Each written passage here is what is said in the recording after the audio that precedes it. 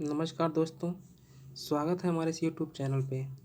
इस चैनल के माध्यम से मैं आज आपको एक त्वरित मुद्दा, इस समय प्रधानी के चुनाव होने वाला है। तो प्रधानी के चुनाव होने वाला है तो प्रधान के क्या कार्य होते हैं, प्रधान के वेतन क्या होते हैं, उनके अधिकार क्या होते हैं, कैसे प्रधान को हटाया सकता है, तो उन सब के बारे में आज को इस वीडियो के माध्यम से बताऊँगा।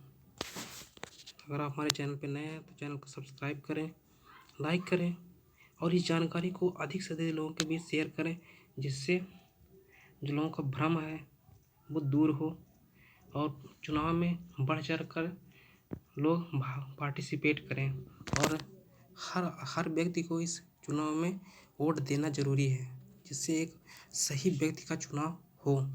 तो देर न करते हुए आइए हम पूरी जो कहानी है इसको हम शुरू करते हैं कि ग्राम पंचायत क्या होती है, इसके कार्य क्या होते हैं।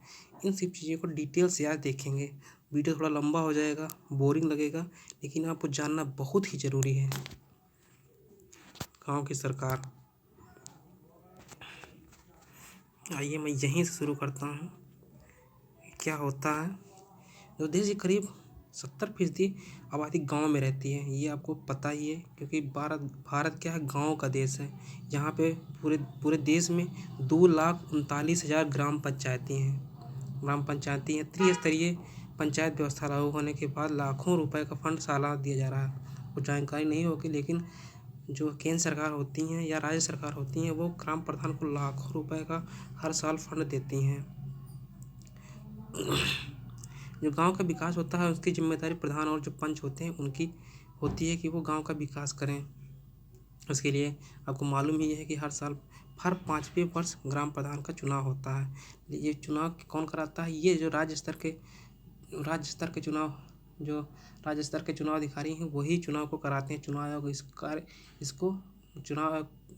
आयोग जो होता है, देश स्तर का जो चुनाव करता है, लोकसभा विधायक वगैरह का जो चुनाव कराता है, वो इस चुनाव को नहीं कराता है। आइए जानते हैं कुछ और तथ्य। जो ग्राम सभा होती है वो कैसे होनी चाहिए, उसमें 200 या उससे अधिक जनसंख्या होना आवश्यक है। हर एक गांव में एक प्रधान होता है जिसे सरपंच या मुखिया कहते हैं।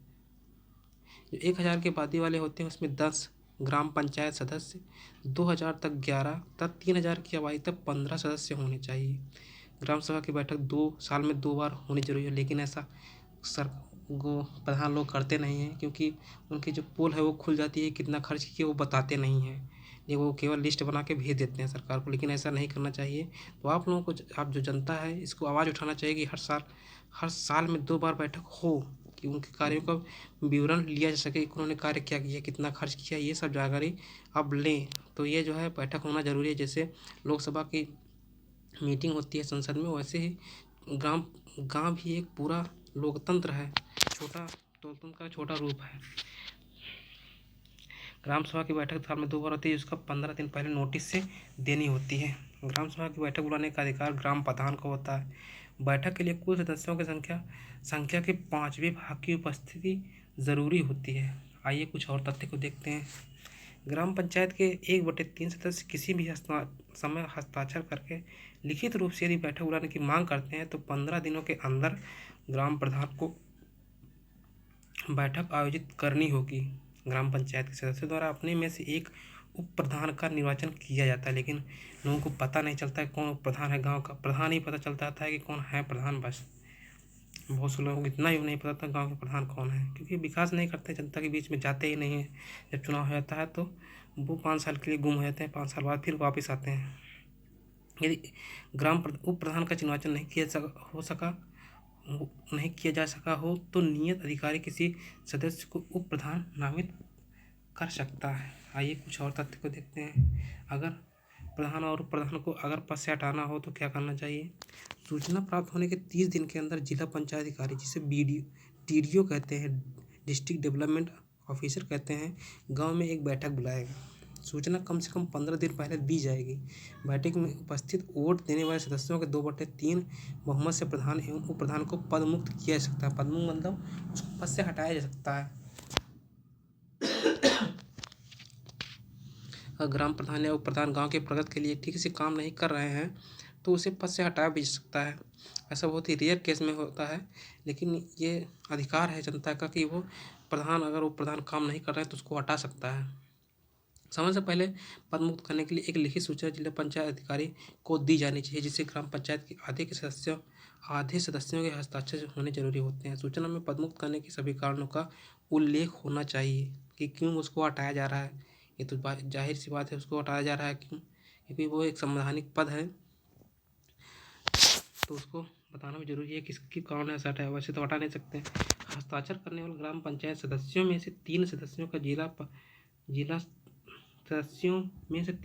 जिला पंचायत राज अधिकारी के सामने उपस्थित होना अनिवार्य होगा। मतलब जिन्होंने हस्ताक्षर किया उन्हीं में से 3 लोग जिला पंचायत अधिकारी के सामने जाएंगे कि वो कारण बताएंगे। आइए कुछ और देखते हैं। सूचना प्राप्त होने के 30 दिन के अंदर जिला पंचायत राज अधिकारी गांव में एक बैठक बुलाएगा। 30 दिन के अंदर, जिसकी सूचना कम से कम 15 दिन पहले दी जाएगी।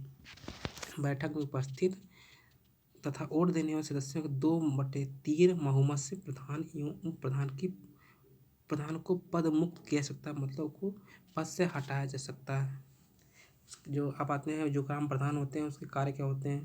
नियोजन एवं विकास समिति, एक समिति होती है, उसके द्वारा कार्य होते हैं। पहला एक कार्य है सदस्य सभापति प्रधान छान अनुसूचित जाति जनजाति एवं महिला एवं पिछड़े वर्ग के एक सदस्य अनिवार्य होता है। ये किसी को नहीं मालूम हुआ कि कितने सदस्य होते हैं, ये किसी को मालूम ही नहीं होता, क्योंकि सारे काम प्रधान खुद ही कर देता है।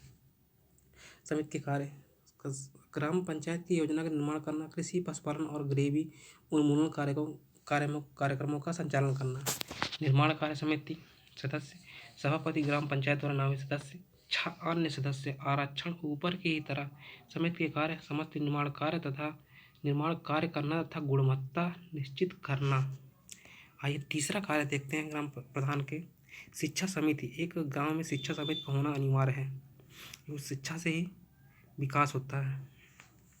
इसके सदस्य क्या होते हैं, सभापति उप प्रधान 6 अन्य सदस्य आरक्षण ऊपर की भांति प्रधानाध्यापक संयोजित अभिवाहक संयोजित करना। समिति के कार्य प्राथमिक शिक्षा उच्च प्राथमिक शिक्षा अनौपचारिक शिक्षा तथा साक्षरता आदि संबंधी कार्यों को देखना। मतलब जो प्राइमरी स्कूल होता है गांव में, उसकी जिम्मेदारी ग्राम प्रधान की होती है, लेकिन कोई पूछता है तो वो कहता है मेरे अंडर में नहीं आता है। लेकिन जो शिक्षा का एक स्थल होता है प्राइमरी स्कूल, वहाँ की देखभाल करना, कैसे शिक्षा मिल रही है जानकारी करना एक प्रधान का कर्तव्य होता है, कि बजाय वह शिक्षा कैसी दी जा रही है वो उसको जाने। अब आते हैं चौथा कार्य जो है प्रशासनिक समिति सभापति प्रधान 6 अन्य सदस्य आरक्षण ऊपर की तरह। समिति के कार्य खामियों को देखना, मतलब कार्य हो रहे हैं उसकी कमियां क्या हैं, उसकी खामियां हैं, इसको देखने के लिए प्रशासनिक समिति गठित की जाती है। 5वां कार्य है स्वास्थ्य एवं कल्याण समिति सभापति ग्राम पंचायत द्वारा नामित 6 अन्य सदस्य आरक्षण ऊपर की तरह। चिकित्सा स्वास्थ्य परिवार कल्याण संबंधी कार्य और समाज कल्याण योजनाओं का संचालन, अनुसूचित जाति जनजाति तथा पिछड़े वर्ग की उन्नति एवं संरक्षण के लिए कार्य करना, ये जो है ग्राम प्रधान का कार्य है। अगला आता है जल प्रबंधन समिति सभापति ग्राम पंचायत द्वारा नामित 6 अन्य सदस्य आरक्षण ऊपर की तरफ। प्रत्येक राजकीय नलकूप के कमांड एरिया में से उपभोक्ता संयोजित। समिति कार्य राजकीय नलकूपों का संचालन संबंधी कार्य देखना। आइए देखते हैं कुछ और तथ्य।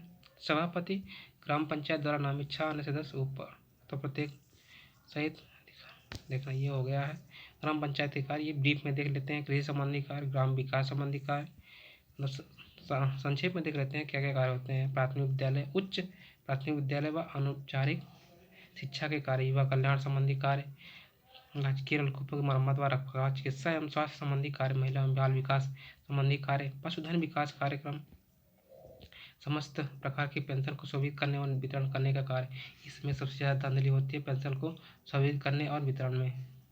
समस्त प्रकार की